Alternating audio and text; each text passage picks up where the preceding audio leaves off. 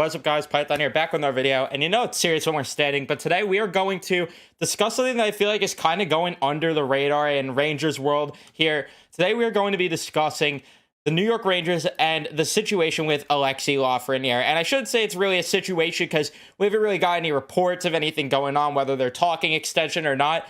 But there are things that kind of indicate that maybe talk should start soon.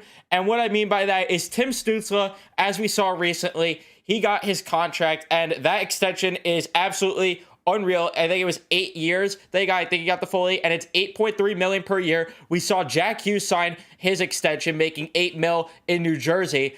So the question is, should the New York Rangers go the route of bridging him or locking him up long term? There are many reasons why they should go either way about it, but today I'm going to give my thoughts and opinion. Before we do that, be sure to leave a like on the video if you do enjoy. Subscribe if you guys are new, especially if you're Ranger fans. We're going to be bringing Rangers content all season long, and yeah, season's right around the corner, so we got a lot to talk about here. But we're going to start with this topic.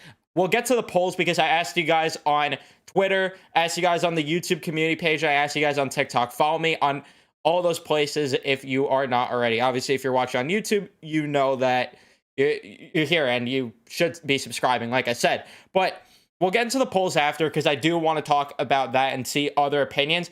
But first, I want to talk about the comparables here because of the fact that everyone's saying, well, how could you compare Tim Stützle to Alexis Lafreniere? Well, one, they both were taken in the same draft, and Alexis Lafreniere, first overall pick, Tim Stützle, third overall pick.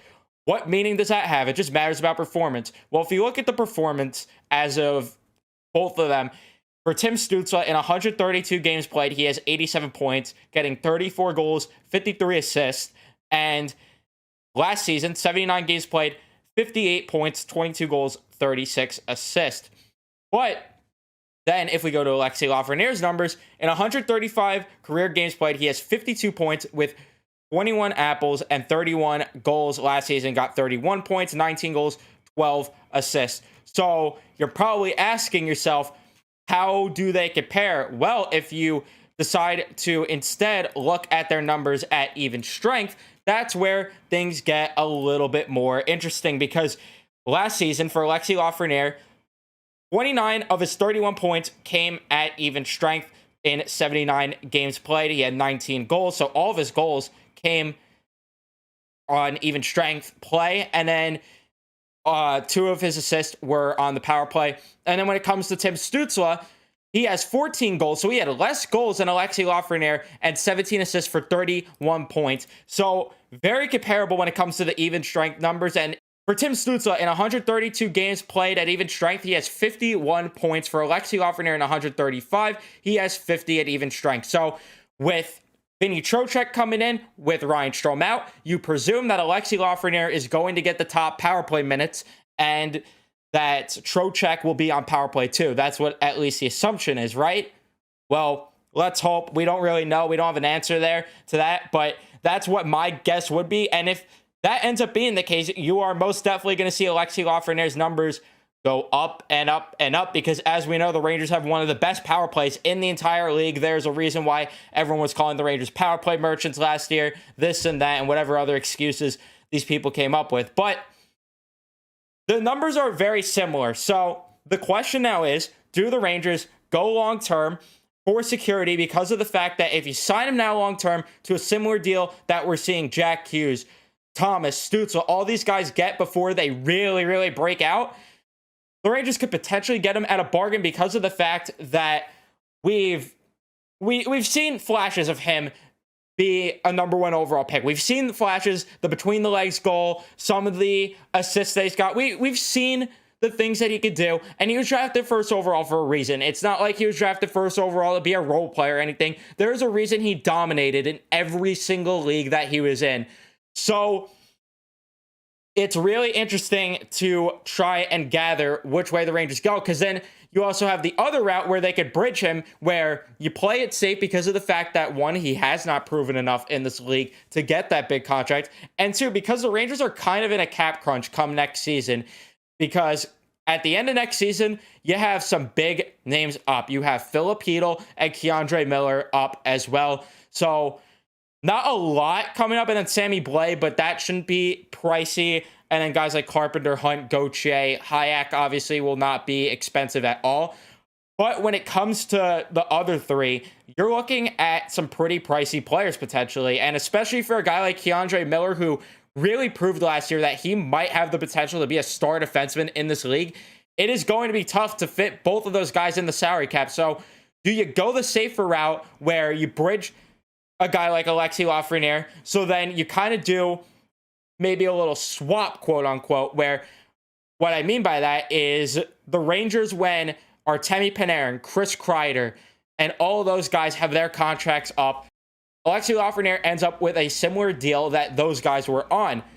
Or do they go the route of just locking him up long term because of the fact that you will have him at a very affordable price for a good amount of time? It is a tough decision. I'm glad I'm not management because I really don't know what I would do. Personally, I would probably go the route, if I had to pick, I should say, I'd probably go the route of bridging him because of the fact that those years that you might have to pay after the 3-4 year bridge deal might be very, very pricey. But because of the cap crunch you're in, I'm kind of leaning more towards the bridge personally. Same with Keandre Miller, because then, like I said, when Jacob Trouba is up, when Chris Kreider, when Artemi Panarin, when all of those guys have their contracts expired, you are going to have the cap space. Plus, the cap is going to go up. But then that also leads you to the argument where if you lock him up long-term now and you really get him at a bargain like that $7-8 million ballpark and the cap goes up, that contract is looking like an absolute steal. So it is definitely a tough decision on management's hands. So now we'll go to the polls because I want to know what you guys think. So on the YouTube community poll, I asked you guys, and 13 votes we got, and 69% of you, nice, said a bridge deal, and then 31% lock him up long term. There was no comments on that, so interesting there, because then when you go to TikTok, we had a total of 28 votes, and 32% said to bridge him, and 68% said to lock him up long term. So you have TikTok leading the other way from YouTube. And let's see what Twitter has to say. With 23 votes, they have 34% saying to bridge him and 65% saying to lock him up long term. And we also have some replies, which we'll get to here. So it is looking like most people want him to be locked up long term. And I can understand it. I can understand the argument for either way because it's really not an easy decision. But the Rangers, thankfully, are not forced to make this decision before the season starts. Granted, it might be a little more beneficial, but you're not forced to because of the fact that he's an RFA after this season, so you could deal with that. That could be tomorrow's problem. But my issue with waiting until next season is the fact that you just don't know what you're going to get from Lafreniere this season because say that he is a superstar like we expect him to be. Well, all of a sudden, the bridge deal has become very pricey just as much as a long-term deal. But say he has a bad year, you could potentially get him at a bargain. But if he's kind of in that middle ground, then you have multiple options. You have both routes you could go down here. So it's definitely not going to be easy. And I'm hoping that Lafreniere does end up lighting up the world. Of course, that would be beneficial for the team. But it's going to be tough to see. And for people that are saying that there's no extension in the works or we haven't heard anything, we don't know that because we know Chris Drury likes to keep a tight lip. We know that he doesn't like any leaks or anything. So for all we know, the Rangers and Alexis Lafreniere are having talks that we don't know about right now. We don't know, but we will have to wait and see. But let's see the replies on Twitter from Agent Smith. He says, probably is like this. Either way, they will need to clear cap room. Even the bridge won't be cheap. It is mind-boggling to me. They gave the C to one of the potential contracts to clear. Yeah, it shocks me too, Agent Smith. Unless they make some sort of under-the-table deal, we'll give you the C for this year in exchange for waiving your no-movement clause. So, in terms of Jacob Trouba, because I agree there that Jacob Trouba was clearly the candidate to clear cap space this upcoming season, and in my mind, I thought the Rangers were going to go that route because of the fact that you might point out that Jacob Trouba still has a full no movement clause after the season. So how would the Rangers move him? You might be asking. Well, If you look at the year after, it becomes a modified no trade clause. So what you could have done after the season, you could have said to Jacob Trouba, listen, we are going to move you regardless. So it's either you stay here for another year and we end up picking your destination the year after, or while you have a full no move clause, you could pick where you want to go and we're going to trade you this offseason. But obviously now that you got the C, I just don't imagine the Rangers moving him after 1 year of giving him the captaincy. If he got it last year and this past year and then this year he was here, maybe. But still, trading your captain after a year or two is just a bad look. And it's just going to give vibes that to future captains of this team, like, well, do I really want to take the C on my sweater? Because I might be traded in a few years if I end up taking this opportunity. Because it's supposed to be a privilege to be a captain of this team.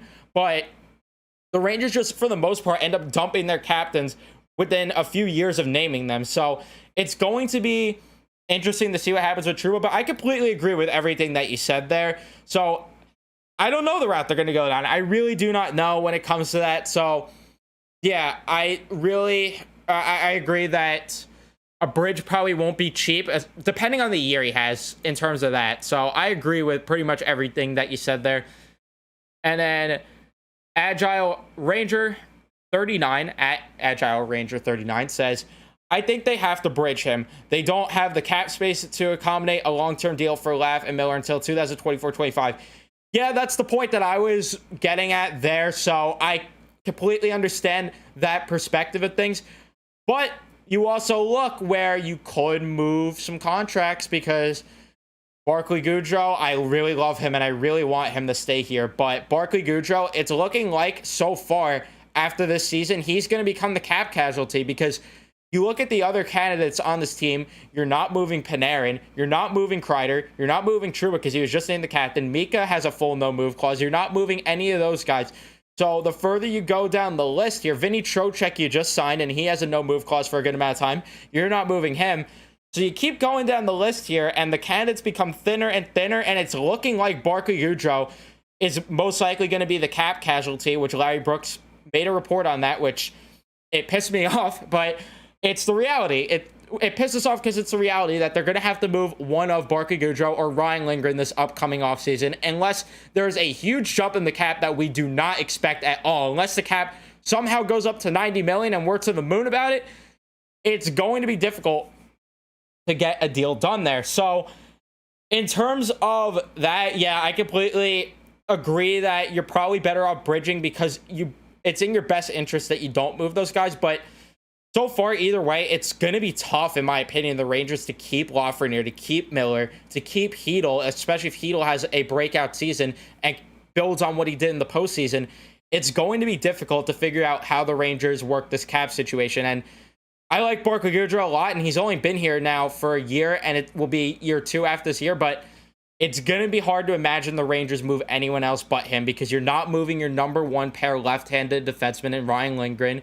Adam Fox is here long-term too. Trouba's there. You're not going to move Keandre Miller. That would just be stupid to do. So, yeah, it's going to look like Barclay Goodrow is the odd man out, unfortunately, this coming offseason, most likely. But we will cross that bridge when we get there. But, I agree that bridging probably is the better route for a scenario like that.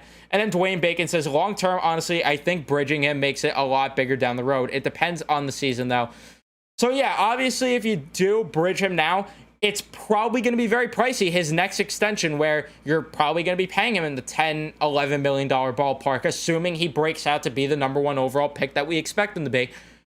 But that's the risk that you take, and it's going to be a tough call for management, but I don't know what they're going to do. But I could really see the argument for either side of this thing.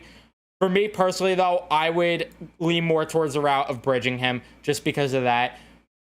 So, yeah, that is pretty much all I have to say with this. Let me know if you didn't vote on the polls or anything, which, by the way, follow me on all social media so you don't miss out on future polls like this. I'm going to start doing this more. I want to get you guys more involved in these videos. So, thank you so much for watching. Comment down below your thoughts on if they should bridge him or lock him up long term. I want to hear from you guys in the comment section. Thank you guys so much for watching this video. If you did enjoy, leave a like, subscribe if you guys are new, especially if you're Ranger fans. Again, season is right around the corner, so we are going to be covering the Rangers heavily here. Thank you guys so much for watching, and I will see you in the next one. Let's go, Rangers.